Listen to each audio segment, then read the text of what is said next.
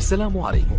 لا تنسوا الإعجاب بالفيديو والاشتراك في القناة تشجيعا لنا لنستمر بنشر المزيد إن شاء الله. We're really honored that you are all here.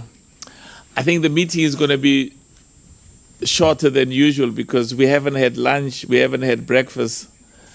So it's good for you. It means we'll answer questions very quickly and very short.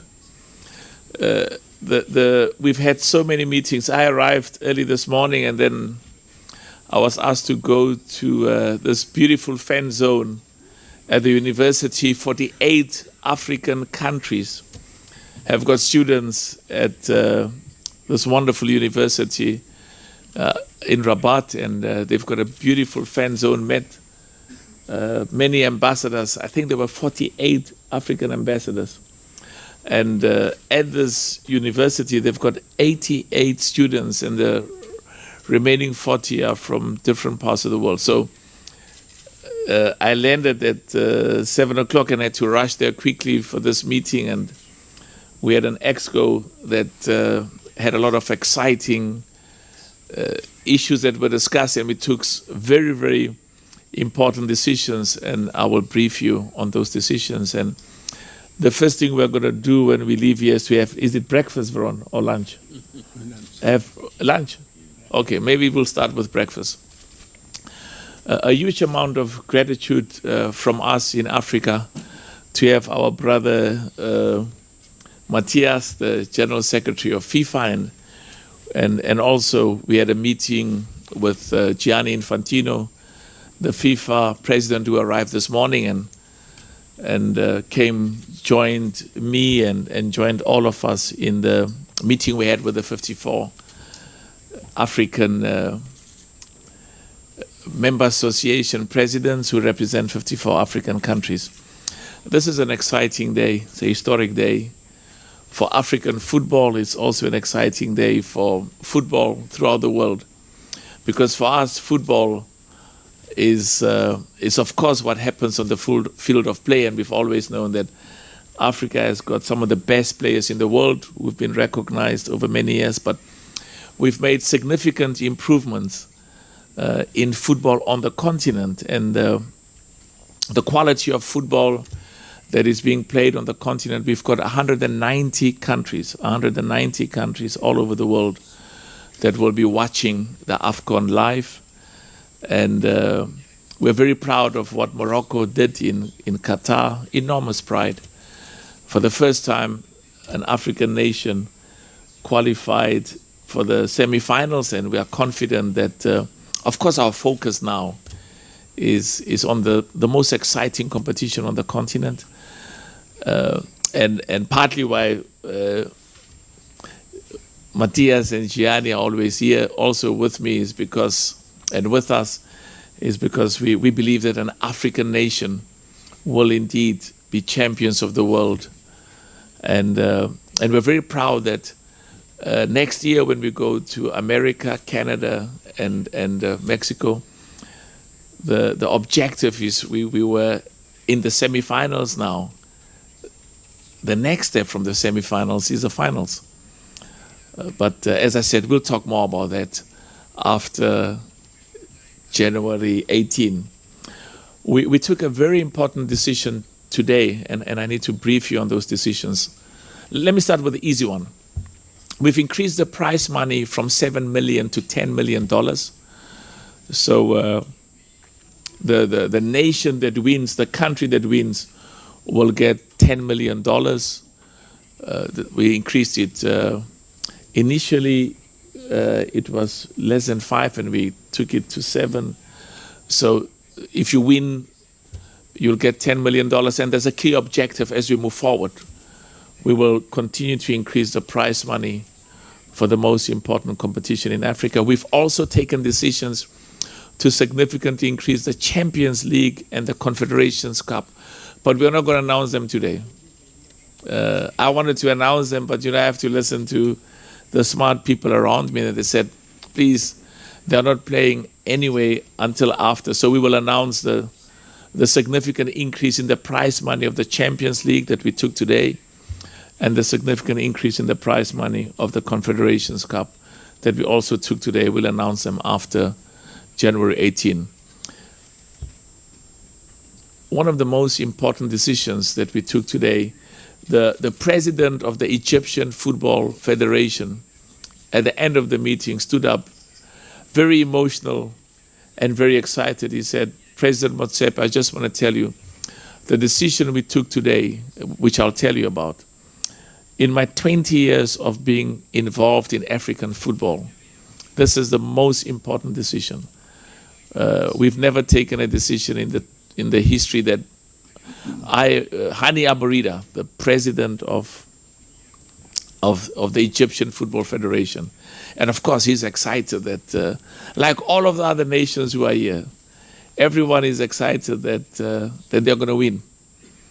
Every one of the 24 say, President Idris said in the meeting, the EXCO meeting, I'm going back to Cote d'Ivoire with the Champions League, with the AFCON Cup. I'm here to defend it. And Senghor said they want to take it back to Senegal. And so this is the excitement. But the issue is that nowadays there are no small nations. But let me tell you this very important decision, because after the president of Egypt said, Mr. Hani Abarida said, this is the most important decision in the history of African football, and he said he can comment because he's been in football and in EXCO for the last 20 years. And then the president of Sudan said, well, I've been part of EXCO since 2010. I've been part of African football, and this decision is more important than any other decision. It's a revolutionary decision. Now let me tell you what the decision is.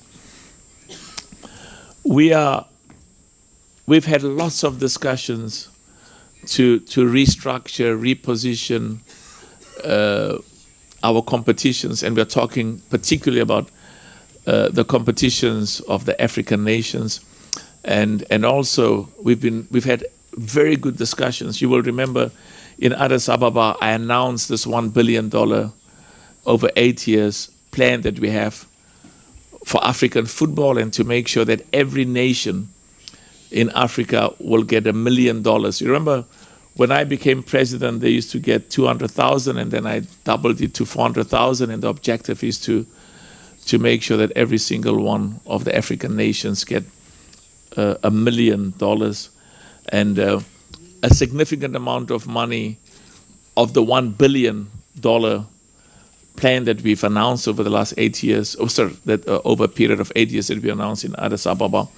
We've been having discussions, and the interest has been significant. And whereas I was keen to close the tender soon, there was a huge amount of interest expressed, and we had to follow, of course, the legal process. And we had to reopen. I was given the authority at the last meeting, and we had another meeting today, to reopen the two tenders. And let me repeat, the money that will be going to African football, a significant amount of that is for youth development. It's for young boys, young girls, academies. It's to make sure that we contribute to club football in every one of the 54 nations becoming globally competitive. For the first time, we gave 13 million. So every one of the 120 clubs, football clubs that participated in the Champions League and in the Confederations Cup, each got 100,000 to help them with the transport. But as I said, the 1 million is part of making sure that the CAF competitions, African competitions, are world class. And we employ the smartest and the best in the CAF office to ensure that we really have the smartest and the brightest, the smartest young men and the smartest young women. So we are going to reopen. In fact, we took a decision today to reopen the AFCON 2028. It was we had it for AFCON 2029, and part of the discussions was to change it to AFCON 28. And before I give more information is to also emphasize that we have a duty to the African players that are playing overseas. And we want to make sure that in all our competitions that we are, of course, our primary duty is to African football and to the 1.5 billion people on the continent, but we also have a duty to these players in Africa who are playing in some of the best football clubs in the world and in Europe. And we want to make sure that the global fixtures, the global calendar, and this is where Matthias and Gianni have really done excellent work, that there's more synchronization and the global calendar allows the best African players every year to be in Africa during the window as part of this new competition, the African Nations League. So the African Nations League will result in every year. What is new is that every year in Africa, there's going to be a competition every year where the best African players who play in Europe and worldwide will be with us on the continent. It will significantly improve and increase the quality of our competitions. And as I said, we are launching a new competition called the African Nations League, which will take place starting September, October, and the finals will take place in November. And we've divided Africa into 4 zones or 4 regions, as you may say. The northern zone or the northern region, which will consist of 6 nations, 6 member associations. The eastern region will consist of 16 member associations, 16 nations. Western region will consist of 16 nations as well. And the Central and Southern African will consist of 16 countries as well. But what is significant is in this competition every year, because it's going to take place during the window, during the FIFA window, you're going to have the top African players will be released to participate in this competition. What it means is there'll be more commercial attraction, more money will go into this competition, more sponsors, more partners. And this competition will be doing it in partnership with FIFA, because FIFA's presence and partnership attracts the biggest companies, not just on the continent, but worldwide. We're doing well on the continent, but we want some of the biggest companies from all over the world have got very good operations on the continent and want to be part of African football. So the next AFCON, our focus now is on this AFCON. But just by way of information, in 2027, we'll be going to Tanzania, Kenya, and Uganda. The AFCON after that, as part of this restructuring of the global fixtures, of the global football calendar, will be in 2028. So we've opened the tender for all of those countries that had put in a bid for 2029. We said it's going to be in 2028, because in 2029, after the FIFA Club World Cup in America, Canada, and Mexico, we will have the first African Nations League, as I said, where the best African players from all over the continent and from all over the world and from Europe will participate, and we will decide where the final is going to be held. But you're going to have 54 nations, 54 member associations participating in the African Nations League in the different regions. And then in November, there's going to be one country. And this country is where the winner, the champions of each of those regions will meet, either in West Africa or East Africa or in North Africa. And as I said, more prize money, more competition, more resources, better infrastructure.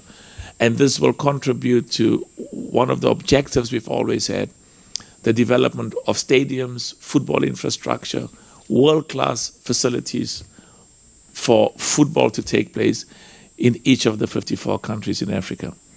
So the next AFCON, as I said, after 2027 will be in 2028 as part of this arrangement. Because what's going to happen now is you'll have the equivalent of an AFCON every year. You'll have the best African players in the world participating and playing in African football at the highest level on the continent every year. We, in discussions with all our stakeholders and taking into account the global fixtures, the AFCON now will now take place once every 4 years. Because historically, the AFCON was the prime focus where we could get resources to fund African football. In terms of this new dispensation, we will be getting resources every year. We will have, as I said, remember the CHAN.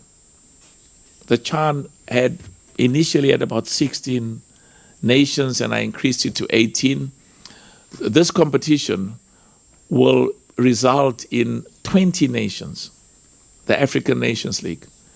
You will have the 16 and I'm looking mainly in, as I said, the 16 is West Africa, East Africa, and Southern and Central Africa. And of course, in the North, there'll be 6 nations. But it is unlikely that the first African Nations League final will take place in North Africa because we've got a lot of competitions. And of course, EXCO has to decide, and we will look at the bids. But remember, part of what we will be focusing on is Morocco 2030 will be hosting the world on behalf of the continent. So the significant new development is new resources, additional resources, more financing for the African Nations League, for the AFCON, for African football. And what we're excited about is we've opened the tenders today, and the partnership with FIFA, and Matthias has been an integral part, and so has Gianni, to look at these fixtures. Because I don't want to be involved in discussions as I've always had to with Europe. Alexandra is my brother, Nasser is my brother. I've got African players playing in North America. I've got African players playing in Asia. And we also have a duty. I'm told Sunderland, for example, there's about 5 or 6 of their top players who are African players who will not participate in the competitions in their club, because of course all of us have an emotional bond to our continent, and the same applies to players from all continents in the world. So we've got the most exciting new structure for African football, which will contribute to sustainable financial independence and financial self-support for the African continent for many, many years. Partly why we were so excited is because, whoever's going to be the new president after I'm not president anymore, and whoever's going to be part of the new EXCO, all of us have had the honor of being part of this new legacy, this revolution in African football. And the new leaders, whether they're the new leaders in EXCO or the new president in CAF, who will take over from me, will continue on this exciting legacy that all of us have built. So it's a significant development, and we are excited that we are announcing it in Morocco, in this country that has really made a huge contribution to the development and growth of football on the continent, as well as what excites me is whenever I'm in a country where the head of state and the government loves football, supports football, works together with the football leadership. This is something it's a culture that we are trying to build in every one of the 54 nations. We've said that for us, football is what we are passionate about and what we love. But we've also believed as for us in African football is is an important tool, an important instrument that brings our people together, that unites our people from different ethnic groups, different racial backgrounds, different religious backgrounds, and different cultures. And tomorrow it's a celebration. It's a celebration of the best of African football. It's a celebration of the best of Africa coming together. And on the field of play, showing our people and the best in the world that we are world class. And it's recognition of the huge amount of progress and success that has taken place over many, many years, including those who were there before me, who have made contributions to African football. I'm enormously grateful to them. And I'm enormously grateful to the 54 presidents, the member association presidents, who've made enormous contributions, and to my vice presidents, and as I said once more, to Matthias, the Secretary General of FIFA, and once more pass our regards and gratitude to Gianni, and to the Secretary General of CAF, who works very hard, and I try and increase his salary, and he works so hard that I don't think the salary on his own will be enough. And sometimes I say, just thank you. He says, but the thank you doesn't mean you shouldn't keep trying to increase the salary. So we have to do both. And also to the staff. Lux, you guys have done excellent work, and every single one of the staff members, Christian, all of you. Thank you so much. Okay, so we'll take questions, and I don't know who's going to win. But I can tell you, listen, hold on. When I left, I was in Abu Dhabi, and I had to go to South Africa, and I was in America, and I had to fly back to Dubai. And every time I asked them, is it raining? And my wife said, just focus on the things you can control and leave the others in the hands of Allah. Leave the others in the hands of God. So the weather is okay, but this is indeed a celebration of African football. And I want to thank the media. Can I just say, our commitment to you is to make sure that we are as helpful, and we can assist you to make sure that you do your work in the most comfortable and the most convenient way. And they must provide sandwiches and coffee and tea, and you must criticize us where it's important, because we need to know from you what are we doing which is not so good. I've had complaints about the visa. People said, please, President, we've had challenges with the visa. A huge amount of progress has been made because, Morocco is enormously committed and is welcoming all football supporters and spectators. There's been an abnormal amount of people from the diaspora and from different parts of the world who want to come. And I can assure you, the authorities in Morocco, and I can say that because I know the General Secretary has been in touch. And this morning, I was with the Minister of Foreign Affairs and with our brother Nasser, the Minister of Foreign Affairs, and with our brother Fauzi, to really, Moroccan hospitalities, we are home. I'm home in every one of the 54 countries in Africa, but I'm very proud of the hospitality and just the warmth with which we have been received. And the authorities in Morocco, as our brother Fauzi is saying, is doing everything possible to make sure that everybody who wants to come here, come to Morocco, come and watch football. You are welcome, and any assistance is provided to you. Lux, the media says you are looking well after them, and you're helping them with transport as well, eh? Transport.